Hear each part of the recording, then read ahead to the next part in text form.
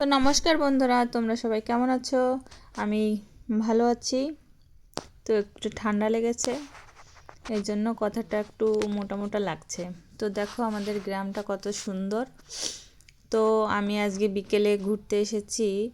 তো আমাদের যে বাড়ির পাশে যে ব্রিজটা, সেই ব্রিজটার উপর দেখো, এই ব্রিজটায় মানে দাঁড়ালে পরে মনটা পুরো ভরে যায়। কারণ দেখো একটা নদী আছে আমাদের বাড়ির পাশে, আর নদীর চারপাশে কত গাছ, সবুজে সবুজে ঘেরা। তো এরকম একটা সুন্দর জায়গা যেই আসবে তারই মনটা ভালো হয়ে যাবে। তো আমার ভাগ্নে দেখো, তো এই যে আমাদের এইখানে তো ইলেকশন সামনে, ভোট, তাই দেখো গান চালিয়েছে অটোতে। তো ওই গানের সাথে সাথে নাচ করছে, কতটা আনন্দ লাগছে। তো দেখো কত সুন্দর। তো বন্ধুরা, জীবনে সুন্দর যদি কারো মায়ায় না জড়াও, প্রিয়জন বলতে কিছুই হয় না, প্রিয়জন শেষে সবাই আসল রূপ দেখিয়ে দেয়। স্বপ্ন সুন্দর কিন্তু বাঁচতে হয় বাস্তবতায়। হাতে গোনা কয়েকজন খোঁজ রেখে বাকিরাই এমনি পরিচিত। সময় পেলে নিজেকে ভালোবাসুন, ঘৃণা তো অন্যরা করবে।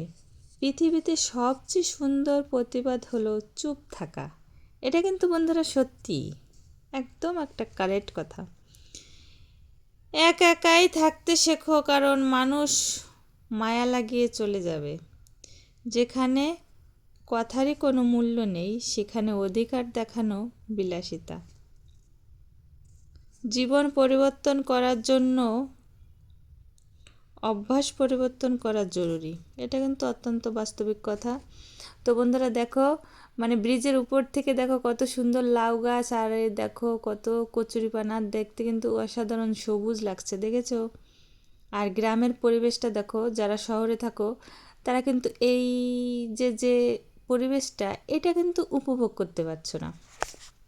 তো ঘৃণা না করে ভুলে যাওয়াটাই সেই প্রতিশোধ। মানুষ হলো বহুরূপী, স্বার্থের জন্য প্রতি মুহূর্তে রং বদলায়। ঠিক না বন্ধুরা? মানুষ বাঁচে অপেক্ষায়, আর অপেক্ষা বাঁচে আশায়। এটা কিন্তু একদম 100%। দেখো আমার ভাগ্নেটা কত খুশি,